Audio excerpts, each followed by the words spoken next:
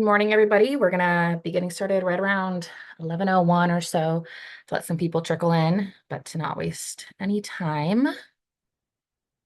Thank you for joining us today.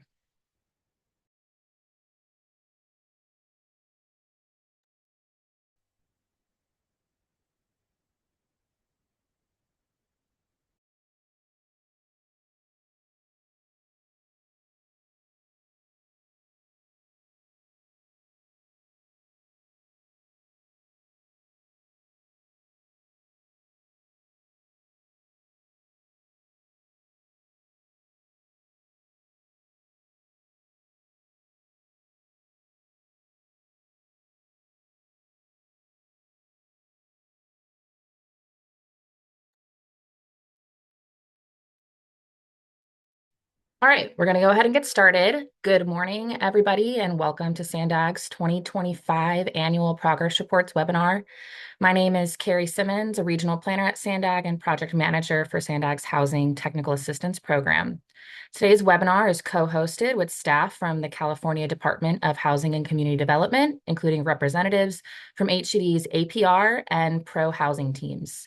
Also with us today is our consultant team from Ascent, who will be leading today's webinar.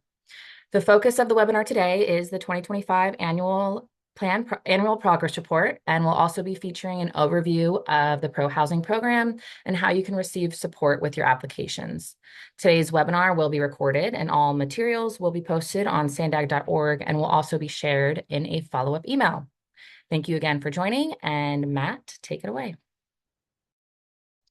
Yeah, welcome everyone to our 2025 APR webinar with HCD. We're pleased to offer this program and provide you support on your annual progress reports and keep you up to date with all of the changes. We have continued to collaborate again with HCD to host this forum and have them provide updates on the APR process and form, and are pleased to include the Prohousing team as well. So let's just take a quick look at our agenda before I turn it over to HCD. But yeah, we're going to cover mostly the APR overview and updates this morning, and we have about 15 minutes or so to cover Prohousing towards the end, and we will just wrap up with other technical assistance and office hours that SANDAG is providing to support you all. If you have questions throughout this webinar, please use the Q&A function, and we will do our best to respond to questions there. And we do have some time for Q&A throughout the presentation for both our core modules on APR and Prohousing. So without further ado, I'm going to turn it over to Kevin and Isaac from HCD to get into APRs and introduce themselves. So thank you. Hi, thanks, Matt and Carrie. Yeah, I'm Kevin Rolfness here. We're joined by my colleague, Isaac O'Connell. We're specialists who work on the APR team. We are here to talk about the 2025 Housing Element Annual Progress Report. Next slide. More specifically, I'll give a quick overview and timeline. Then after that, Isaac will get more into more detail of the changes to this year's form. Then I will go over a review and get you all familiar with how you can submit the form. I will discuss submitting revised APRs for previous years as well, and then also tell you how you can access the data yourself. And then time permitting, I might do a little walkthrough to get you familiar with resources involved with the form and how to download it and get started. Next slide.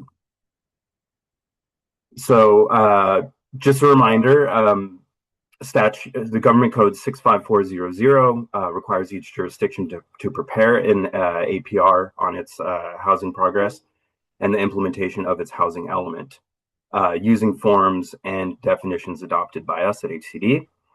Timeline notes, we began accepting submissions, or we began accepting submissions January 2. Statutory deadline is April 1st. In between those dates, we will be, at the end of each month, we will be hosting office hours. So like Isaac and myself will be available. You can drop in, ask questions, bring up any concerns, or if you're having any issues with the form or your online account access to our online portal, anything like that. SANDAG also has some office hours. I think we might be coordinating with that too. I think some of us at HCD will be available. And also want to remind people that if you missed that April 1 deadline, we'll keep following up with you and work closely with you to ensure you can submit your APR as soon as possible. But timely submission of APRs is essential for eligibility for different HCD incentives and grant programs, as well as exemption from the streamlined ministerial approval process, or SMAP, we're calling it. So yeah, try not to miss that April 1 deadline and have at least something sent to us. Next slide. I think now Isaac will take it away and talk about some form updates for 2025.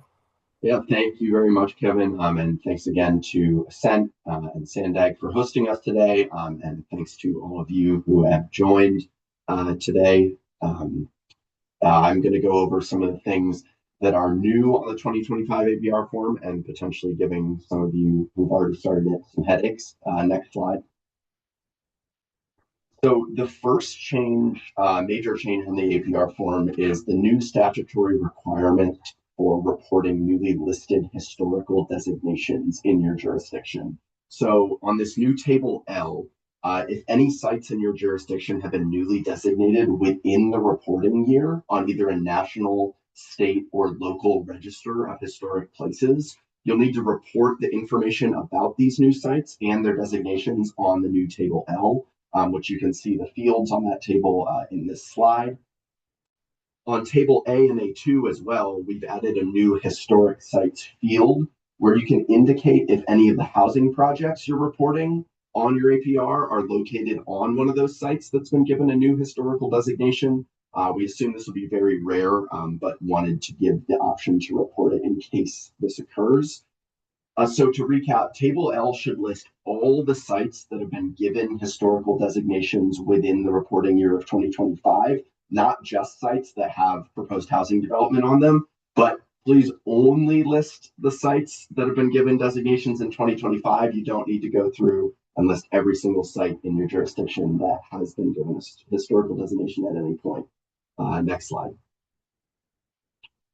The next update is that comes from statute is starting in the 7th cycle. Statute now requires APRs to track the opportunity area designation for each project that a jurisdiction reports on their APRs. These opportunity areas come from the opportunity area map tool that's published annually by TCAC and HCD and contains really good information about neighborhood resource level. The key takeaway, though, for you all here is that this requires no additional reporting work from jurisdictions. HCD, we built an internal system that will track the locations of the projects you report and then report out the opportunity areas they're located in. And then that data will be made available on a new page on the APR dashboard with some additional context and figures that will be published by June 2026 at the latest. Next slide. So here's where we get into the real bulky changes that we've been getting the most questions about. So this first big one is the enhanced housing element program reporting requirements on table D. The purpose of this change is to help HCD better track and help implement the housing programs that cities commit to and cities and counties commit to in their approved and adopted housing elements. So to really make sure that the stuff that is cities are saying they're going to do is being carried out in practice. So I'm going to run through these fields in a little bit of detail here just to give you head off a lot of the questions that I know we've been getting about some of these new fields and hopefully help you out in those areas. So the first two fields, name of program and objective, those are the same as past table Ds. If your program has multiple distinct objectives with different timelines that are listed within the same program in your housing element, you can split them up across multiple rows in your table D and fill out the other fields by the specific objective within the program. Field 3 is a new field, and it asks you now for a projected completion date for the program in your housing element. So you'll need to provide an exact date for when your housing element states the program will be completed. If the expected completion date has been delayed or changed at all from what is listed in the housing element, still please list the date that's originally given in the housing element for field 3, and then use the program implementation fields to share the altered expectations, that the most updated expectations you have for when that program will be completed. If it's an ongoing program that has no completion date, or if it was, so if that's the case, then just enter the date that the program was scheduled to be up and running by, or expected to be up and running by in the housing element. And if it's a program that was already existing before the housing element was adopted, and the commitment is just to continue it, you can just enter the date that the housing element was adopted in field 3. In field 4, that's pretty self-explanatory. Explicable cycle, you fill out 6th or 7th. For all of you, it will probably be 6th. Field 5, status of program implementation. So this is now a drop-down menu that allows you to select from 4 options that you can see on the slides. The most questions we've gotten about this has been about what is an in-progress status versus a continuous progress status. So continuous is to be used for an ongoing program that has no clear end date for when the program will be completed. And in progress is to be used for a program that has a completion date, has started to be implemented, but has not been completed yet. So then moving on to the program implementation details field. This one is the same as the old status field from prior APRs. This is the meat of the reporting that you'll do about each program. It's open-ended text entry and allows you to share any important updates, any relevant updates on the program status and program implementation with HCD. And now we get to the big ones that have been giving people a lot of trouble and a lot of questions, the quantified outcomes field. So the purpose of fields 7 and 8, quantified outcomes, are for you to list any metrics that are being used to track program progress in your housing element, and list how far along you are toward those metrics by the time of the reporting year. So field 7 category is a drop-down selection. And it allows you to choose between units, so units permitted or units preserved, households served, persons served, and meetings held as 4 types of outcomes that your program is being measured by. If your program doesn't fit neatly into any of those 4 categories of outcome, you can select other and make sure it's clear what that other category is through the objective and program implementation details fields. Some common examples for what programs where you would enter other would look like would be, say, a program that commits to review an ordinance or to create a new online resource. If these programs have secondary goals, however, attached to them, say how many units will be permitted as a result of the ordinance review, you should list that secondary goal. So for that, in that case, you would list units as the category. But if there's no secondary goal attached, if it's just we are going to review this ordinance, you would list other as the category for the quantified outcomes. Then for the count field, you're going to enter a numeric value for how much of your quantified objective category has been achieved at the end of the reporting year. So by the end of 2025, how much of that objective has been achieved. So say, for example, you're establishing a new service to help voucher holding households find housing, and you've so far served 30 households through that program. You would put households as your category in field 7, and then enter 30 for your count in field 8. If your program falls into that other category, so say if that ordinance review program didn't have a secondary outcome, then for count, you would just list 1 if that review has been completed and 0 if that ordinance review has not been completed. Then for our final field, supporting documents, we asked you to provide a link to a resource or materials that document the status of the program's implementation that you're reporting.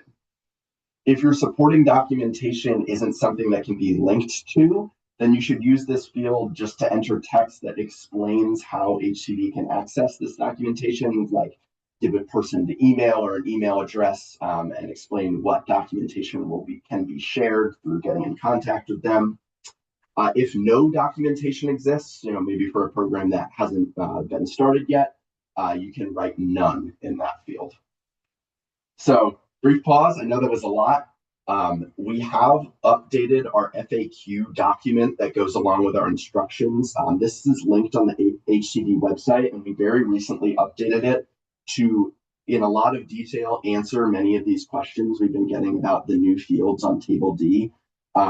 If you have questions right now, you can enter them in the Q&A chat in this webinar. If you still have questions after the webinar, please reference that FAQ document about Table D, and hopefully it can help answer some of your questions.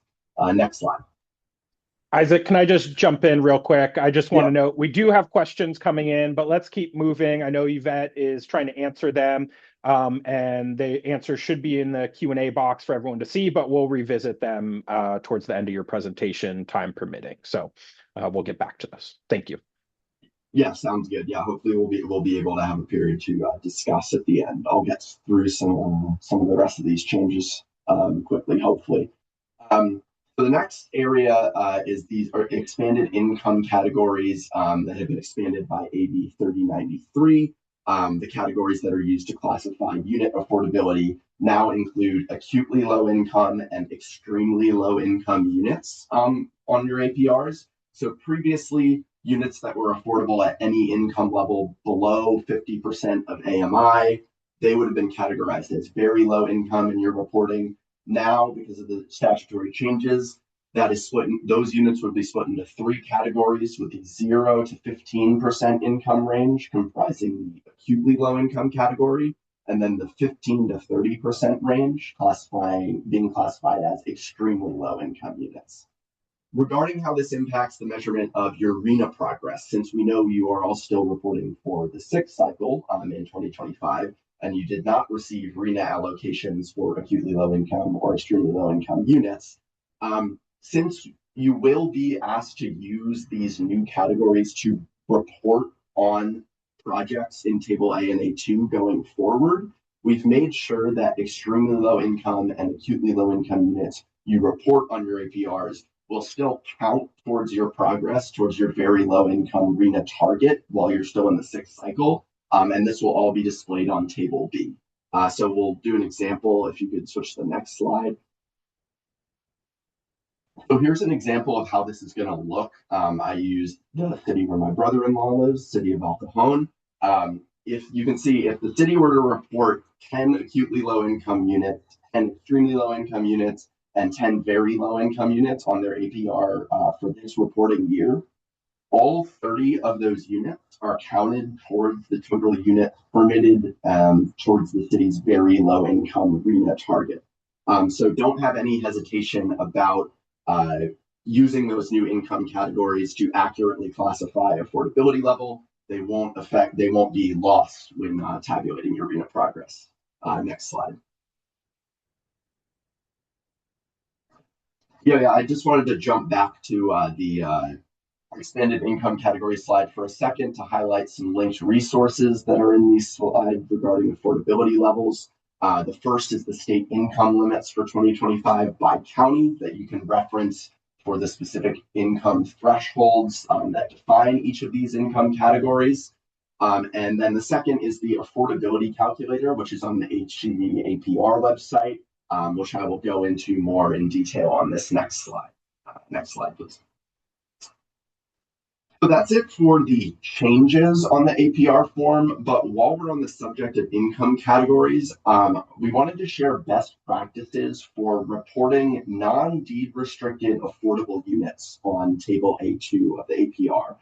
This is something that occupies a lot of our review time and is something that is very important for quality data.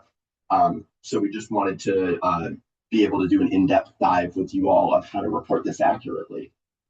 So if you wish to report any entitled, permitted, or completed units as being affordable to households at moderate income or below, and these units do not have deed restrictions or financial assistance, you must present evidence for how you determine the affordability of those units in Field 18 on Table A2. The field just asks you to explain how the locality determined the units were affordable. So in reviewing these, there's sort of a hierarchy of types of acceptable data that you can use as evidence for the affordability level of a non-deed restricted unit. So we wanted to share those with you to help your ability to present evidence for the affordable units you're reporting that don't have deed restrictions. So the best data to use in this case, if you have it, is the actual listed monthly rent or sales price for the affordable units you're reporting. In the absence of listed rent or sales price, maybe for projects that are earlier in the development pipeline, an estimate collected directly from the developer is the next best option to use. So I know a lot of jurisdictions will do this through the permitting process. You'll collect info about estimated rent that will be charged or estimated sales price that will be put on the market from the developer directly. So that's the next best data to be able to use. If the developer does not report an estimated rent or sales price, and you don't have that for the units you're reporting on, an estimate can still be made and reported if it is based on a robust survey of units in the area that have comparable characteristics, so such as unit size or number of bedrooms.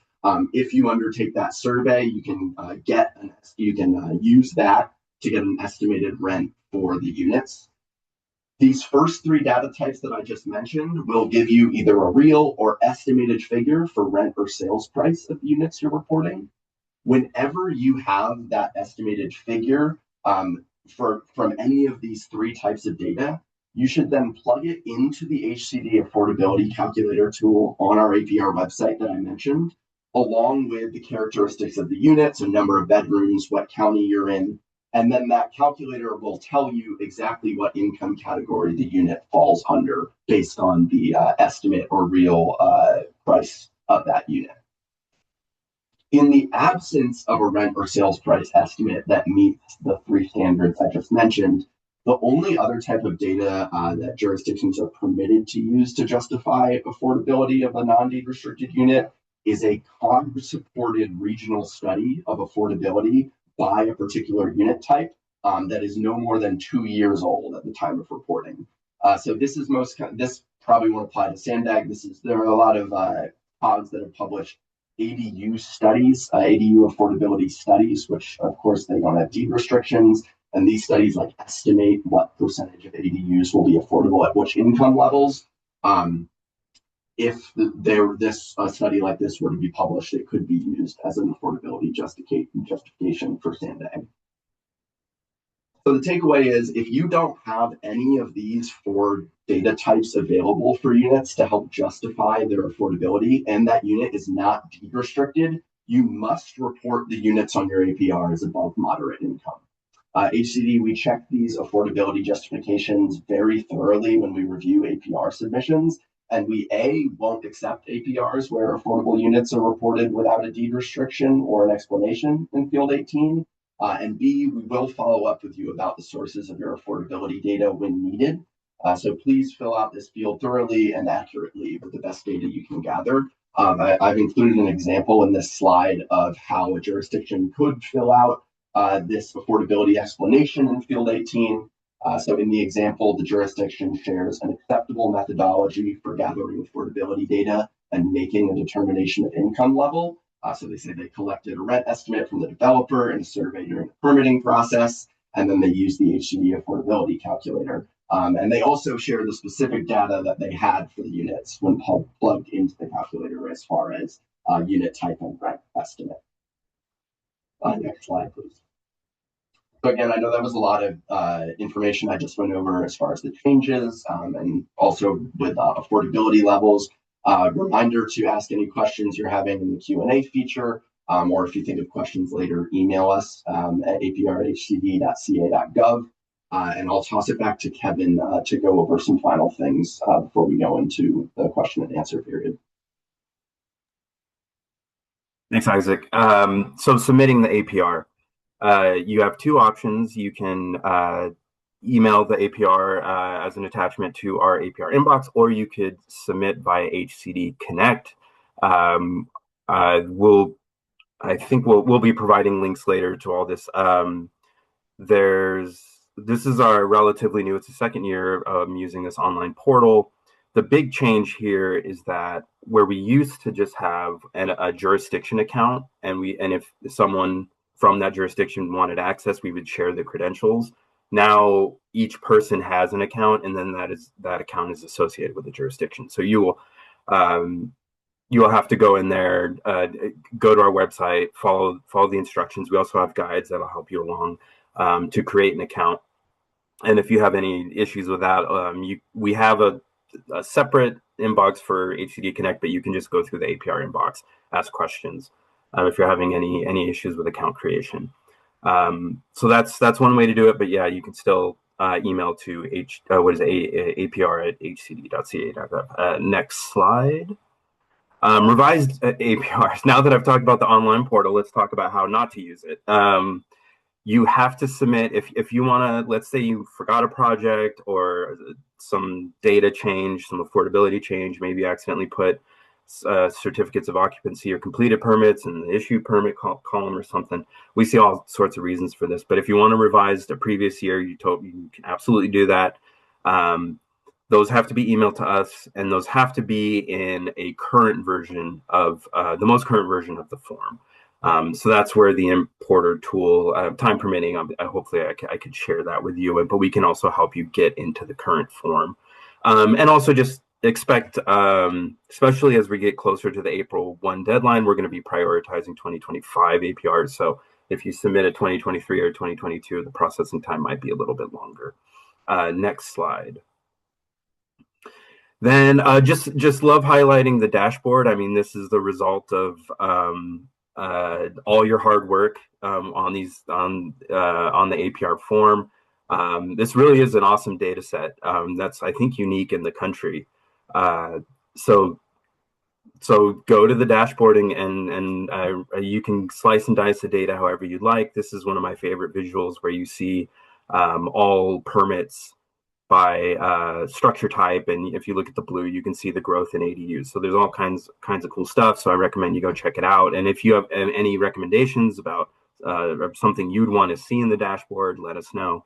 But this is a great data set and result of all your hard work. Sometimes I think of ourselves as merely a vessel for this data to pass through. Next slide, please.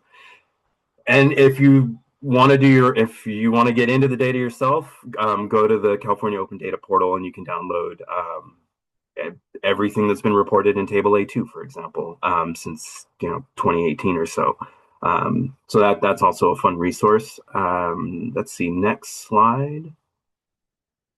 Okay, yeah, here's just a snapshot of how you would download it by those tables. So you can download all of Table A or all of Table A2. And let's see, I guess should we do questions before I do a quick walkthrough, or Matt, what do you think? Yeah, we are getting quite a lot of questions, and I think they're kind of clarifying some of the points you already touched on. So I think we should go to that now. I know Yvette has been doing her best to answer questions in the Q&A. But let's start with some of the questions on Table D. There are a couple of them. So one of the questions is, if we don't have quantifiable outcomes, can we leave Table D column 7/8 blank? So that's a good question. That would fall under the scenario that I briefly mentioned of other for the category, and then 1 or 0 based off of if it's been completed. So the reason for that is those columns are required because we do want everyone to be reporting those quantifiable measurements if they exist. So that it's required to enter something there. And so, but if there's not a specific metric that's listed in the program, just categorize it as other. And then if it hasn't been finished yet, it's 0. If it has been, it's 1. So that's how you can just enter if you really don't have a quantified objective that you can fit into the way those columns are formatted. All right, thank you for the response on that. Let's go to the questions in the chat, and then we'll go over to you, Rob. Table D, quantifiable outcomes. When an objective was completed in the previous year, the 2025 APR would report completed, column 5, none, column 7, and 1, column 8. So that's the question, just kind of confirming that's the right approach there. Does that sound right based on the quick reading of the question? Back to you, Isaac. I'm just reading the question again. So the objective has been completed. So the status would be completed. That's correct. For quantified outcomes category, you would put whatever that project was being measured by. So when it was being implemented, what was your goal? Say it was to permit 15 units or hold 3 meetings. You would enter that goal with the full amount of that goal that was accomplished by the program that has been completed. All right, thank you. And again, if anyone has further questions or wants to look at their programs, the office hours might be a good way to look at the specific structure of your program and how best to report on that. And I think between ourselves and HCD, we can help you get the answer right. Just going to kind of touch on a couple of these questions quick on affordability. Does SANDAG have data on ADU for affordability? No, not to my knowledge. I don't believe that there's been any regional study done, in particular, not in the last 2 years. So unless, Carrie, you have a different answer or other information to share, I think no is the answer to that. And then does affordability need to be a regional study on affordability, or can it be just for a single jurisdiction? So I believe that the current standard we are using is that it should be something that is COG supported, as in, the data standards used in the reporting are something that are co-signed by your Council of Government, just to ensure that, the standard for considering the affordability is rigorous and is something that can be used on your APR. We can both talk to, if there's a jurisdiction that has done a study and would like to ask us questions or share that study with us. We're happy to engage, and we'll also chat as a team about maybe putting out standards for like specific things we would look for in a jurisdiction specific study. Sorry, was there a second part to that question? I think that was it. There's a couple more questions on affordability, but Kevin, did you want to add? Yeah, I'll jump in.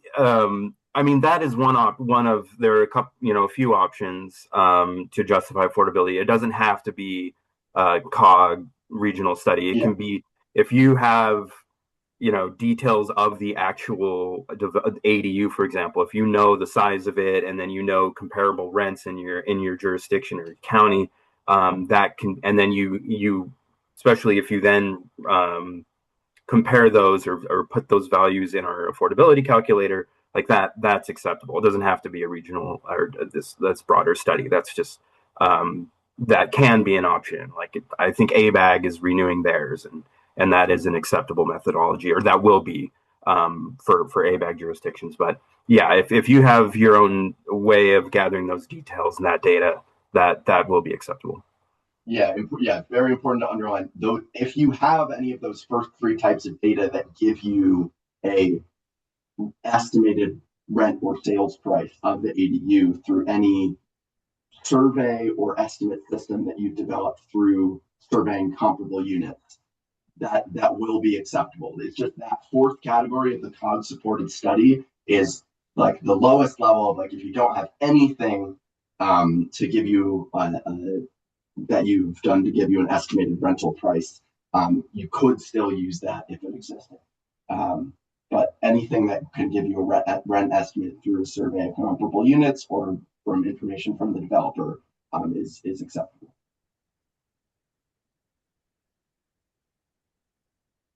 Rob, I'm trying to unmute you. There you go. Not sure if this is a follow-up to your previous question.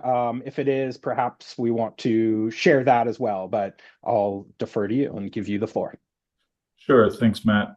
Yeah, so I think the situation was maybe a little more nuanced. So if in Table D, we're documenting how our housing element sets the deadline or the completion, but for several of our programs, we actually have dual inputs. So we'll have like a date that it's supposed to be established, but then it's also ongoing, or if it's an annual report. So we have ongoing, annual, semi-annual, and dates that all appear as, you know, sort of the either initiation or the completion of the program. So how would you recommend that we deal with those variables with the new columns? That's a good question. Something like an annual report that's being published, or something that happens annually, that is ongoing after it's been established. Once it has been established, continuous would be the status, I think, for that, to indicate that the program is up and running and it is ongoing, and we are delivering that measurable every year. So the form won't see that as contradictory if we list a date, but we also Correct. say ongoing. Yeah, continuous won't, and again, these are want to assure everyone that there will be real real analysts from our housing element implementation team will be the ones looking at this. So it won't be some formula that will spit out you failed if you don't enter it correctly. It'll be up to the understanding and interpretation of people who have a lot of knowledge of how housing element programs work, to look at this information, and assess where your program is. So yeah, continuous is not like an exclusive status from completed. It'll show that the program is, ongoing and has been started, is being carried out. Yeah, especially if you pair that with the end of the planning period date, then we'll know that, okay, this is something that's just going to be ongoing or continuous throughout the 8-year planning cycle. Okay. And and everything Isaac said. Yeah. That open answer program implementation details field, if there's anything that you're worried about being confused in the interpretation of where the program's at, that's a good place to clarify just in text, if needed. Okay. As long as there's no logic, like you said, in the macro or whatever, I think we can make it work to match our element. Thank you. Thank you, Rob. And there are a couple more questions on affordability, but I do want to keep moving, and I think we should probably turn it over to the Prohousing team, and make sure we cover that content as well. So I will turn it over to you, Thomas, Abby, and Sam. Thank you so much, Matt. I'm excited to be here today to help guide a presentation on the Prohousing Designation Program and the Prohousing Incentive Program. What a great topic to turn to after APRs. Well, what we're looking to do is highlight that we have technical assistance offerings coming in the SANDAG region. The office hours that were highlighted earlier will also be presented again later, and they are in the chat. We want to communicate that for the designation program, myself and other HCD staff will be made available in those office hour spaces to answer questions and assist directly with jurisdictions who are interested in applying and filling out the designation application. As it relates to the incentive program, we also currently have a NOFA available with an application due on March 31st. We will also have another NOFA anticipated to be released later this year. That application, again, is only available to jurisdictions that are designated. With that, I'm going to pass it over to our Civic Spark Fellow, Abby, who will be presenting on the designation program.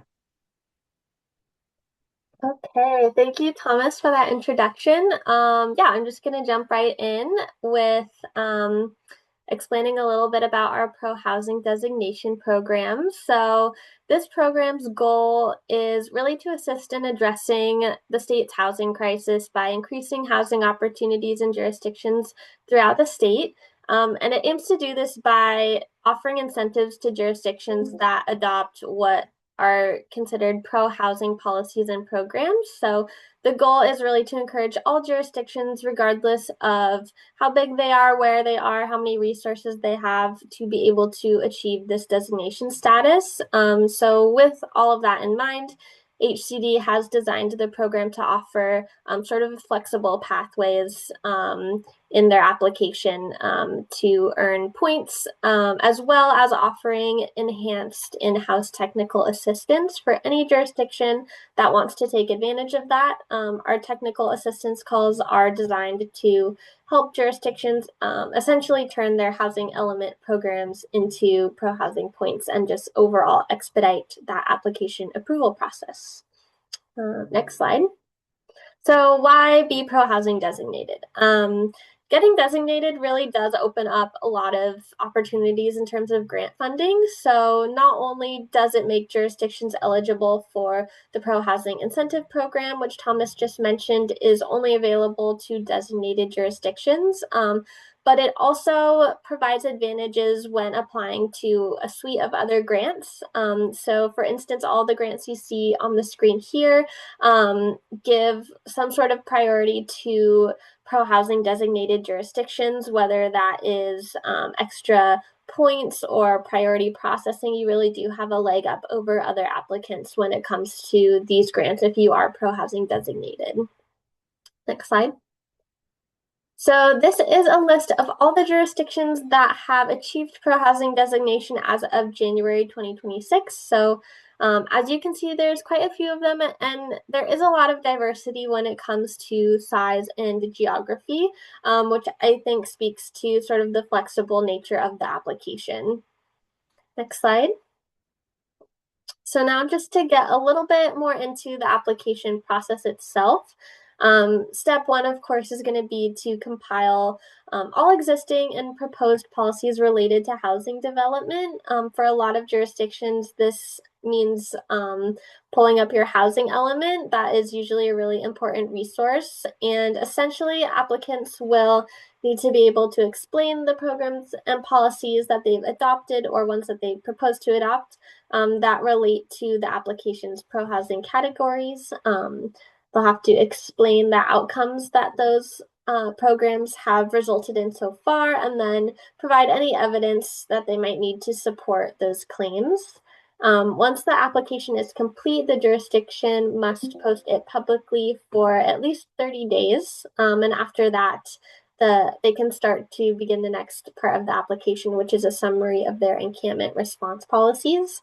And after all of this is submitted, HCD provides feedback within 60 days. Once a jurisdiction does receive designation status, they maintain that for 3 years, starting from the January 1st after their designation. So for example, if a jurisdiction were to be designated in April 2026, that clock starts counting down January 1st, 2027. Which means that starting January 1st, 2030, they would need to reapply to the program. Next slide. So the scoring process. So the pro-housing application has 4 general policy categories housed in what is called Appendix 3.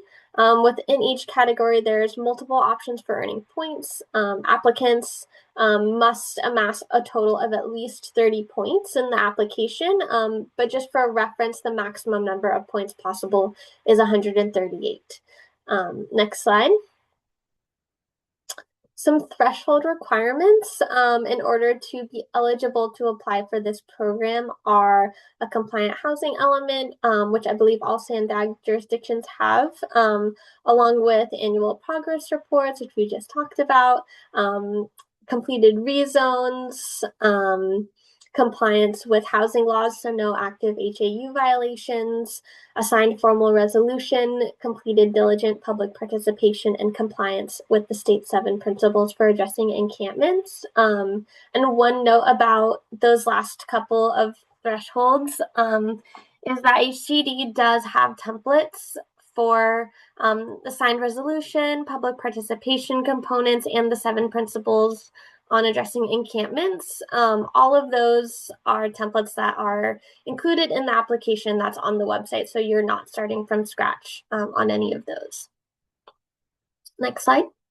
So just to get a little bit more into Appendix 3 categories, which were mentioned earlier, there are 4 main categories and then sort of an extra enhancement points category, which is just a way to earn extra points on top of your baseline 30 points. So this slide lays out the 4 main categories. Applicants must be able to apply at least one program to each category. And there's a lot of ways to gain points in each category, and that's going to be dependent on what each jurisdiction's individual programs are. So just to give some concrete examples from each category, earning points in category 1, which is favorable zoning and land use, can look like permitting missing middle housing and eliminating parking requirements. Category 2 is acceleration of housing production timeframes. Opportunities for earning points here includes establishing ministerial approval processes for a variety of housing types. Also priority permit processing for ADUs, multifamily housing, and affordable housing. Category 3 is reduction of construction and development costs, and that can look like impact fee waivers, reducing transportation-related infrastructure costs, or perhaps development of pre-approved plans for missing middle housing. And then category 4, providing financial subsidies, can look like establishing a local housing trust fund, ADU grants, and low interest loan programs, and land donations through the surplus land programs. And that is obviously not an exhaustive list of what is in all of these categories, but just gives you an idea of how varied they are. So that is it for this little introduction of the Prohousing program. I will now turn it over to Sam to tell you a little bit about the Prohousing incentive program. Yeah, thank you so much, Abby, and hi everyone. I'm happy to be here, and my name is Samantha. I'll be going over the Prohousing Incentive Program, also known as PIP. And cool. So this program is designed to reward jurisdictions that have earned that pro-housing designation by providing funding to support their housing policies and programs. So these funds can be used for a wide range of eligible activities, including but not limited to pre-development and development of affordable housing, home ownership opportunities, assisting people experiencing or at risk of homelessness, and supporting accessibility modifications. And as Thomas mentioned earlier, so in the third most recent round, the Pro-Housing Incentive Program awarded over $10.5 million to 10 jurisdictions on September 30th, 2025. And HCD also released the NOFA for PIP Round 4, where approximately $10 million will be available.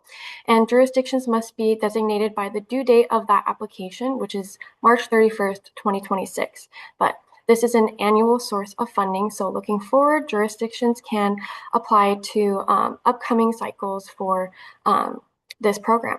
And lastly, jurisdictions that have not previously received PIP funding will be prioritized in these future rounds.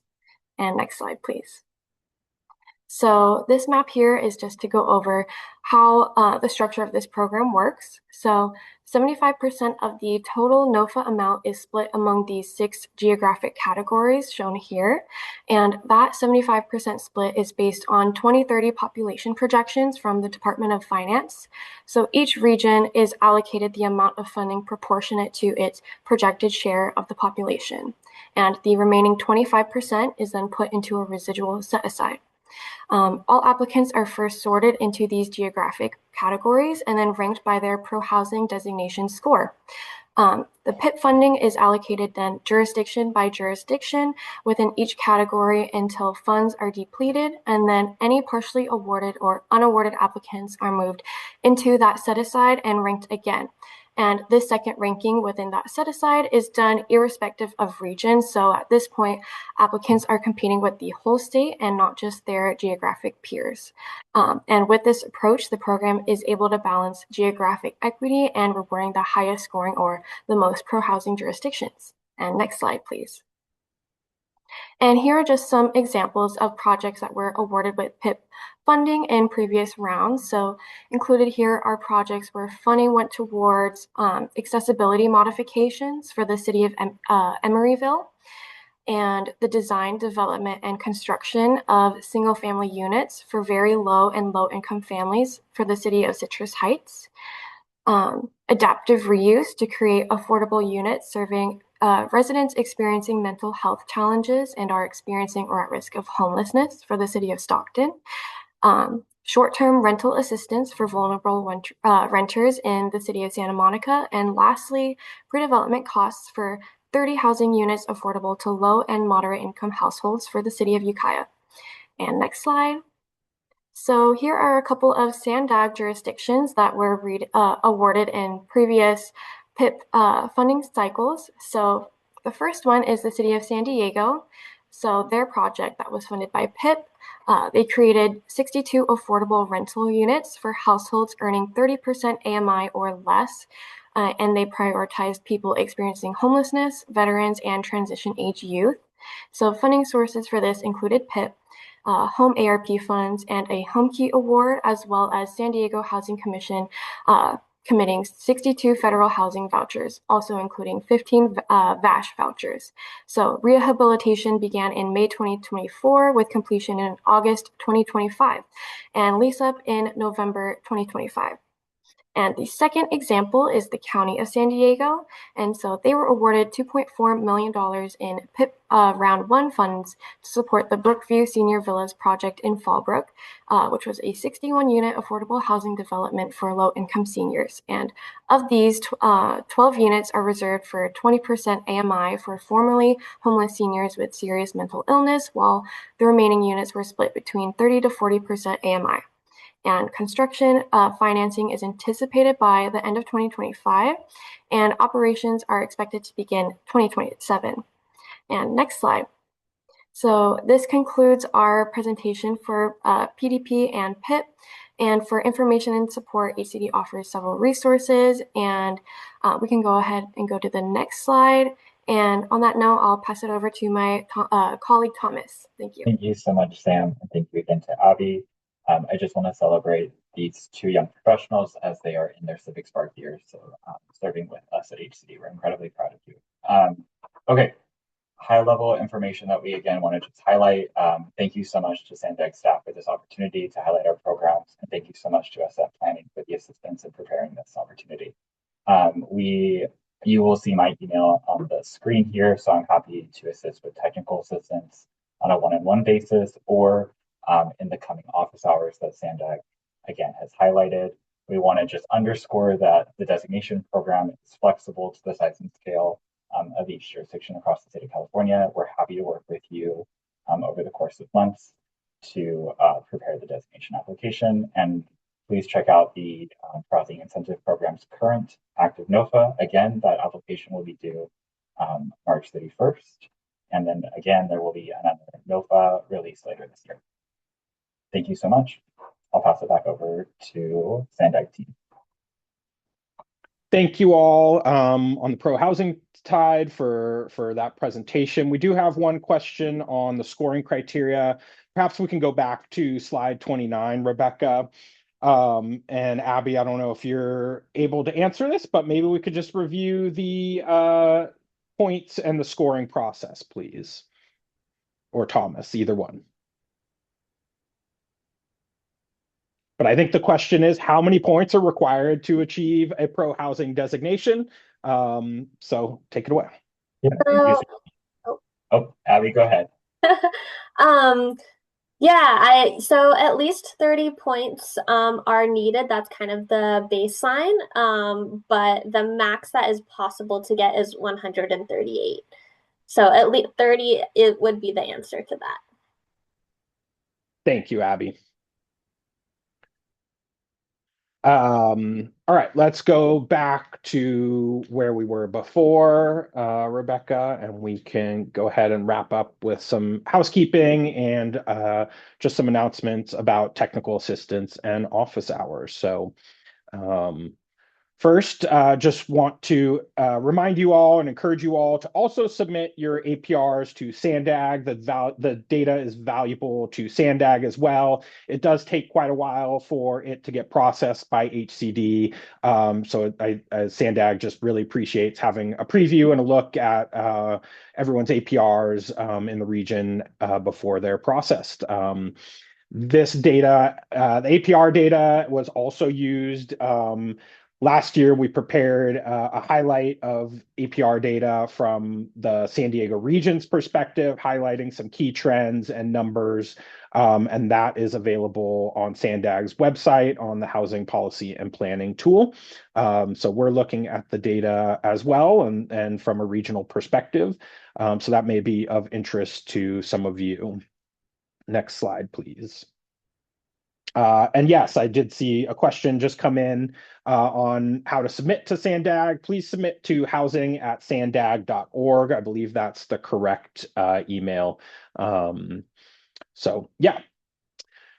SANDAG is also offering additional technical assistance on APRs and, if needed, Prohousing team or Prohousing, but I think the Prohousing team is also available to support anyone interested in moving forward with Prohousing designation.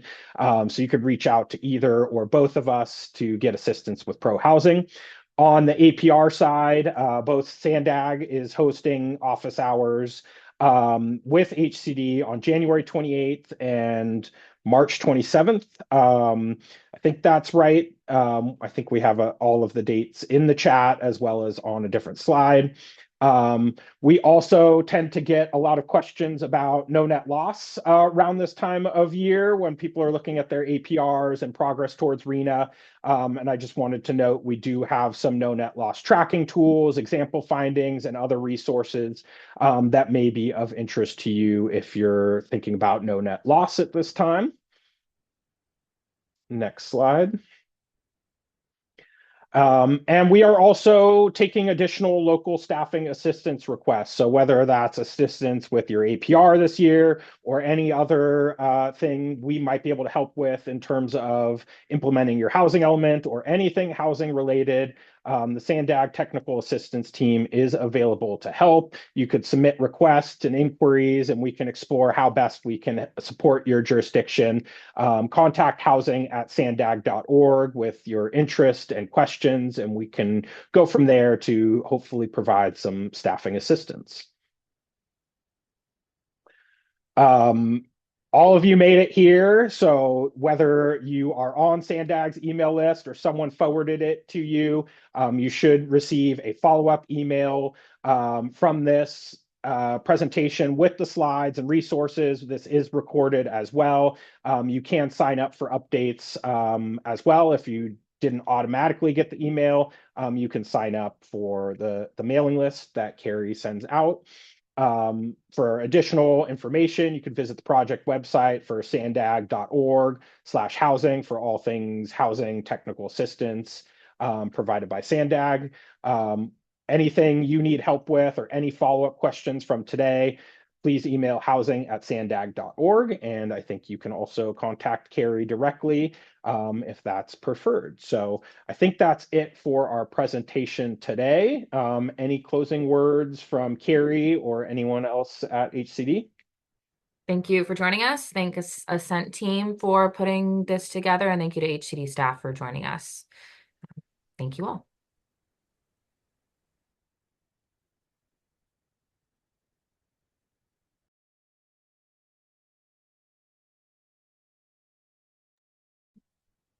No, thanks for having us. It was a pleasure.